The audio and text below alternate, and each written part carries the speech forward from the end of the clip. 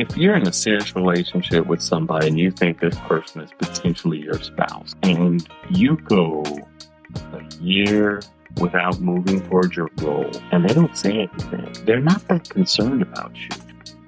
That's Dr. Kelly Dobson, and we're talking about the pitfalls to a timely graduation. Now, I consider him an expert in this area because it took him 13 years to earn his degree.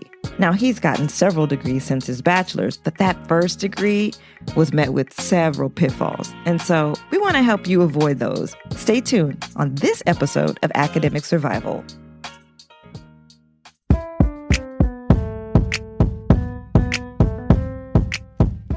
This is the Academic Survival Podcast, and I'm your host, Dr. Shandra McDonald.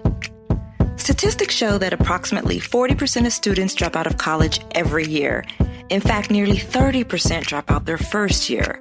Well, I am on a mission to improve these stats. Welcome to the Academic Survival Podcast. Today I have with me Dr. Kelly Dobson. And the reason why I invited him to the show is because he has a unique story in that it took him, 12 years to get your bachelor's degree? 13 years, but who's counting, right? Some people do take a longer time to graduate from college, and there's usually reasons behind that. And so what we're going to do today is allow him to share his story because, in some cases, some people struggle to complete in a timely fashion because of external factors, but sometimes you can be the reason why it's taking you a little bit longer to graduate. So today we are going to talk about the pitfalls to a timely graduation. So Dr. Kelly Dobson, welcome to the show. Thank you for having me. Thank you for reminding me of the best 13 years of my life. Well, the good news is that the story does end in a few degrees to include your doctorate. So we know that you're capable and you did it, but you had kind of a rough start. So let's start off by you telling us what school you graduated from, or schools you graduated from, and your majors. Hello, my name is Kelly Dobson. My major as an undergraduate was aerospace engineering. Started at California State Polytechnic University, Pomona. I also have a bachelor's degree in engineering. I also have a bachelor's degree in business operations management with a focus on technology. I have a master's in public administration, and I have a doctorate in public administration where my research focus was bias in the delivery of government services. First, I know that you skipped a grade or two in high school, so you actually entered college at an age that's younger than most students. So how old were you when you started college? I'm 16. I think probably the biggest issue that I faced was I was really unprepared. Let me provide a very short context. Okay. Every problem that I had came down to a lack of preparation. I was the first person in my family to go to college. I was totally unaware of what would be required to complete college. Of my siblings, I had the lowest GPA, but my mom had a little bit more money because I'm the youngest. So she was able to, or we thought she was able to send me to college. So if you've never been to college and you're the first one, there's so many things. I mean, there's pitfalls for everybody, but there's extra ones if you're a first timer. The reason why I wanted you to come to the show today is because you shared with me some of the pitfalls that you had in college, which, prolonged your stay. So I wanted to be able to go through those with you because I think they'd be really helpful for other college freshmen who, Whatever do you mean? I love the beautiful campus. Everybody loves Pomona in summer. Yes. When you can feel the heat off the freeway. Everybody loves the part about it. Yeah, really. Number one, what was the first pitfall for you when it comes to turning this 4-year degree into a 13-year one? What was the first pitfall? I think it was when I discovered girls. When I first started college, I was interested in girls. And then one day, something happened to me and I became completely girl crazy. And it was very distracting. I had a girlfriend. Mm-hmm. She went to UCLA. She was very pretty, very charming. I thought that I had won the lottery, And when we met, I had completed my first 3 years of college, and I was moving into my second to last year because I wasn't scheduled to finish in 4 years. Okay, so you're on a 5-year track. I was on a 5 year. Okay. And when we met, I was on a internship at Douglas Aircraft and, doing pretty good in aerospace. And I felt pretty good about myself. She had just completed her freshman year at UCLA. Mm-hmm. And we broke up several years later. I was still at almost the exact same place academically, and she was in her first year of her master's program. Oh. Now, in retrospect, I don't blame her, Mm-hmm. right? It's not like I look at it and I say, it was your fault that I didn't move forward. Mm-hmm. But here's the thing. If you're in a serious relationship with somebody and you think this person is potentially your spouse and you go a year without moving towards your goal and they don't say anything, they're not that concerned about you. I know it sounds mean to just say it like that, but whenever she had a problem that was keeping her out of school, I helped her fix it. But when I had a problem, it was my problem. I understand that a number of people think that men are supposed to protect and provide and all of these other things, but we were both college students. Yes. So I was not in a protect and provide position. So I'm skipping school, working in the aerospace industry instead of just being a student. And a lot of it was to support this notion about my role in our relationship. So it became like part of a bigger problem where it was always much more about her than about me. And I was not being treated with that same regard.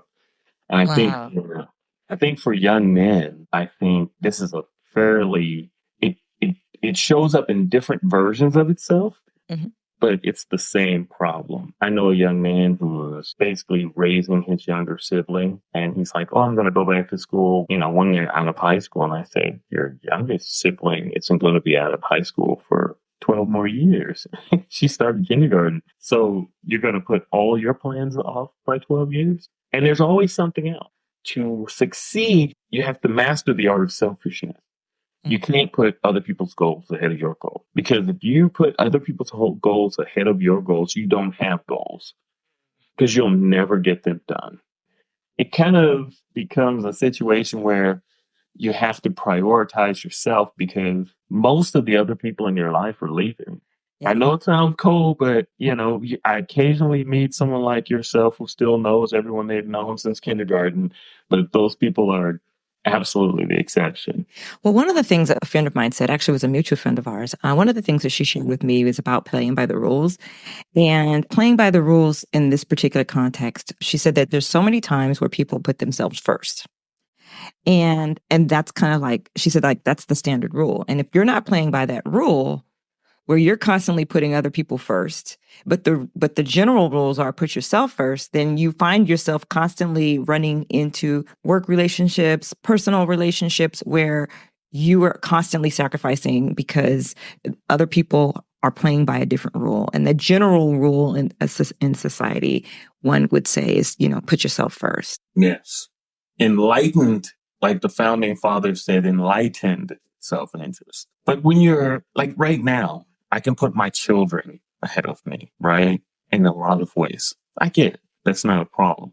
But you have to have an understanding that, especially when you're young, you don't have the wherewithal to take care of other people. Bill Gates tried to cure malaria, and with all his money, he found out he didn't have enough money. I remember when I was in college dating a guy, he was living with his father and I was living with my mother. And so you kind of have a little bit of extra cash when you're living at home. And so you don't feel as broke as you really are, right? Because you're saving a lot of money by living with your parents. Yeah, someone else's house, yeah. Yeah. And so I remember giving him really nice gifts, and he was giving me really, really nice gifts. And my mom would say, "You guys are spending too much money on each other. Like these gifts, y'all acting like y'all are a married couple. You were spending way too much money Yeah. on gifts." Oh, And see, you just gave me a bad flashback. You know what? Finish your story, but I'm just gonna huddle up with myself and cry for a minute because I'm like, oh my goodness, if I if I still had that money back, oh my goodness. Yeah. So that's pitfall number one, putting other people's goals before your own. And in that a lot of times can show up in the romantic type of relationships that you may be pursuing while you're in college. And you know what? If you really think that you and that person have what it takes to go the distance, there are going to be times when you're going to need them. And if you don't feel comfortable, they feel comfortable leaning on you, and you don't feel comfortable leaning on them. You got to ask yourself, why? Why is it okay? It may be because you, when you're honest with yourself, recognize that that person is not to be leaned on. And we should not intentionally build anything on a foundation that's not strong, right? Yeah. I mean, look, I have a friend who met his now wife of 40 something years. I think 45 is coming up for them pretty soon. And when I first met him when I was 12 or so, and they already had a plan for their life. And that's beautiful. But I can't name too many of those kind of couples. So, if you don't take care of yourself will not be taken care of. It's one thing, if you're a parent or somebody, I get it. If you have to put things off for a couple of years because your parents are going through something, and I totally understand that, but you can't make those kind of decisions over somebody who's not permanent, I mean, and even if you got to draw a line. We are now going to pitfall number 2 for you. Money. When you have completed your first year or two of school, you'll have the opportunity to work in your field. And if you coming from the environment that I came from, when I was a student engineer, I made more money than anyone in my family. Oh, wow. And so it's hard to go back to school when you make the most money in your family with how much education you currently have. But you get more money if you stick it out, And so the tough thing is you got to focus. You cannot be distracted by short-term money. You can't be distracted by short-term money. And, and that short-term money will come up in multiple ways because college is a cleverly designed obstacle course, and it's designed specifically to distract someone from completing. It's designed to do that, or yes, that just happens to be what happened? No, it's not an accident. Because if it was an accident, it would have been fixed long before I started college. How long has college been around? It's been around a while. Nothing is accidental. It's intentional. Okay. College was not designed for poor people. Oh, for poor people. Okay. Imagine the upheaval in our society if the average poor person could get a college education. We're designed so exceptional poor people can get an education. But if the average person can get through college, that devalues everyone else's college degree, and it makes having a college so suddenly when you go to get a job and you say, look, I've got a college degree, it doesn't mean anything. So part of the reason to spend all this time and money to get through college is so you can be special. You can separate yourself from the hoi polloi. But as you're trying to get through college, you still are the hoi polloi, right? I mean, think about what it means that I made more money than my mother, my stepfather, my older siblings, my uncles as a student. That means there's a big separation. And so what happens if your financial aid is late? Your financial aid is late. You don't have any money, but you can currently get this job that will pay you more than your parents make. And it makes it suddenly very appealing not to go to school. And up till now, I mean, you think about it, when you're a freshman, if you don't get your financial aid, well, imagine at any stage of school, you don't get your financial aid on time. That means you don't get your pre-registered classes. You don't get your pre-registered classes. That means you got to go around with your beggar bowl and try to get into the classes. Please, please, sir, please, my lady, please put me on your added student list. You know, I remember walking in because I was at Cal Poly for 13 years and I never got my pre-registered classes while I was getting financial aid. I didn't start getting pre-registered classes until I paid for it myself. And so that meant that I had to go around and all the engineering classes were impacted. So you had like a whole bunch of people standing outside trying to get into a class. And the way the engineering classes were set up is if you missed one class, you couldn't do the rest of the classes in that series. So if I missed ME 214, I couldn't take ME 215 or 216, which meant, oh, you're supposed to finish that in your sophomore year. So that means, guess what? Next year I'll be a sophomore again. So if I miss any one of those three classes, I will retain my sophomore status because I can't take Aero 310 unless I've taken ME 214. So so all the classes are connected and you can't take one without the other.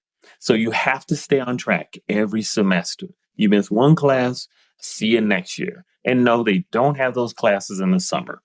Wow. Wow. So you like by being an engineering major, one, I think that is had a lot to do with being able to make more money than everybody else in your family. Because let me tell you, that would not have happened as a criminal justice major. I would not have been able to be a student, and I would not have been able to be a student and make Unless you and met get a job that allowed me to make more money than my mother. Like that just wasn't going to happen. unless you met Heisenberg down at the courthouse and he taught you how to cook, you were not. And then the other thing is that this nature in which one class builds upon on top of the other, which builds up on top of the other, and being forced to take classes sequentially in order to matriculate like that was not going to happen to me as a criminal justice major either. So we have allowing other people's priorities to supersede yours. We have the distraction of short-term money. And then number 3, what was your third biggest pitfall? It's funny you should ask me because I've given this at least 30, maybe 40 seconds of consistent thought. And I think being honest with yourself is very hard to do. And being honest with yourself about what is one of the biggest decisions in your life as far as what your major is. I'm going to be honest and say I really found engineering work boring. I had a job where my whole job was to, based on its location and where it was connected, to draw a free body diagram of specific parts of a plane and what level of force would cause them to fail. That's pretty important work. Huh? That's pretty important work. Yeah, the first time. But when you're doing this kind of test with every bracket, every little part, it's not so interesting after a little while. Okay. Engineering is at a high level is very interesting, but the nuts and bolts of it are like the nuts and bolts of almost every job, pretty boring. I mean, think about it. You've done research. How exciting was it to look through 2,500 articles? What article number do you get to before your eyes glaze over? It ain't 100. Mm-hmm. For me, it's usually 3. The third one, I'm like, am I going to be doing this all day? But I love technology. I love the theory. I love the design. I look at everything that I purchase. And I'm like, oh, that's so cool. But I don't want to do it all day. I ran a mentoring program for high school kids. I loved it, but I didn't want it to be my job. What I'm saying is that it is such a tough thing that we're asking someone who's 18 to know what they're going to want to do when they're 48, 58. If you still want the same thing after 30 years, God bless you. You have lucked out. I realized halfway through my first year in aerospace engineering that I did not like it, that I wasn't interested, that I only had a surface interest in engineering. Theoretical physics, now that's different. But engineering, my interest was very surface. But it was hard for me to quit because, I do have a massive ego. And, 90% of that massive ego is reserved for being smart. And so when you have a massive ego built around being smart, it's very hard to quit an endeavor like engineering because the assumption is that you left engineering because you can't hack it. You're not, you don't have the, you're not smart enough to finish this. And I was smart enough to finish, but I really didn't like it. And so I stuck with it because I was meeting other people's expectations, but not my own. And so I was on a crash course towards not making myself professionally unhappy because sure, I made a lot of money in the aerospace industry, but I never liked it. I never thought to myself, this is what I want to be my life's work. And if I had been honest about that in the beginning, I could have moved on a dozen times and done something that I could be more passionate about. I'm way more passionate about public policy than I am about engineering. Oh, wow. Yeah, the whole being honest with yourself and basically knowing when it's time to pivot. You had an overall takeaway from that experience. One of the things that I try to tell and I had this conversation with my daughter because she's pursuing veterinary medicine, and that required her to be very serious about it in high school, very serious about it as an undergrad, and now she's in a school for veterinary medicine. And at each one of those stages, I asked her, is this still your passion? Do you still have the passion for it? Because you're committing a lot of time, a lot of resources, and that's cool. But if it's not what you really want, then it's okay to change your mind. It's okay to no longer have a passion for something, but it's not okay to quit. That was our rule. She was struggling with one of the classes she had to take as an undergrad. I think it was organic chemistry. And she said, maybe I'm not cut out for this. I said, how many dogs are you dog sitting right now? She's like, 6. And I was like, I think you're cut out for this. You love this. This is where your heart is. And it always has been. And I said, so don't let that class run you away from your dream. You buckle up, get a tutor, and get that grade. That's what you did. But if you woke up, if I had said to you, how many dogs are you dog sitting right now? And you said none, and you didn't have your 2 cats and your goldfish and your turtle, then then we'd be having a different conversation. Like, okay, well, how has your passion changed? But, let's get you back on track to something that's more in line with what you want out of your life. And so, no, it's perfectly okay to change direction, but you don't want to change direction because it got hard. Hard is life getting hard is not a reason to quit, but you have to give yourself permission to walk away from something that's not feeding you anymore. You do not need to spend, she's 26 now. Chances are she'll work till she's at least 70, Do you want to spend 50 years doing something that you don't have a passion for? Nope. That's an awful long time. Yep. And so that is, I wasn't able to be honest with myself I got so much praise from people when they asked me, oh, what's your major? And I said aerospace engineering. People would get so excited. I couldn't just walk away.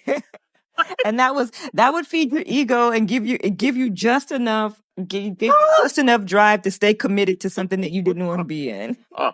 But I can't quit you, I don't get to say aerospace engineering. God forbid that I say I want public administration. I want to write like, policy. What's that? Well, you go from dealing with, like I said, the thing about aerospace, it's not that I didn't find it interesting at all. It's just that I wasn't doing anything that was, you can write a policy that affects people's lives every day. Right. Weighing the parts in a plane, okay, you keep them from dying in a fiery plane crash. But most people, the impact is kind of minimal. You change one really significant rule and you can change a lot about people's lives. Yeah. Especially if you can back it up with facts. So yeah, it's two different things. I found that I have much more of a passion for people's lives, for people than things. As much as I've mostly worked with things during my career, I have much more passion for people than for things. When I see young people who don't have opportunity, that inspires me way more than anything in technology ever has. So it's and I totally get it. If you look at the technology and it turns your motor on, fine. Whatever turns up your Evinrude, I am comfortable with that. It's just that you have to find that thing and you have to be a little bit honest with yourself and you have to not let other people's expectations. You can't let the, prestige, or if you're a person where all that matters to you is prestige, be honest about that too. But Shandra, there's one thing that I would like to say in closing is that I think that if you are going to spend the kind of time and resources and energy and emotion involved in pursuing a college degree, that I think that you have to prepare yourself and you need to start preparing at a young age. And I think that this is double for young men because college is not a lark. It is a business, and it is the difference between your income if you graduate from college and if you don't, on average, is a very significant amount of money. The difference in your quality of life if you accurately pursue a field that's going to nurture and feed you is hugely different in how you're going to feel about yourself every day and whether or not you're going to go home feeling broken or feeling like you're almost mad that you had to go home and get some sleep so you could go back to work the next day versus, going home and feeling like you hate your job and drinking to excess. There's so many aspects of your life that your career is going to determine. It's going to determine where you can live. It's going to determine who you can even be friends with. And it deserves a level of engagement. And it needs to start at a young enough age where you can kind of understand, do I like working indoors or outdoors? Do I like working with people or do I like working with things? How important is prestige to me? How important is money to me? Do I like to create? Do I like to fix? Do I like to help? You got to have that understanding before you go to a place where you're going to spend now as much as $500,000 to become certified to start a career that may be a career you don't even want.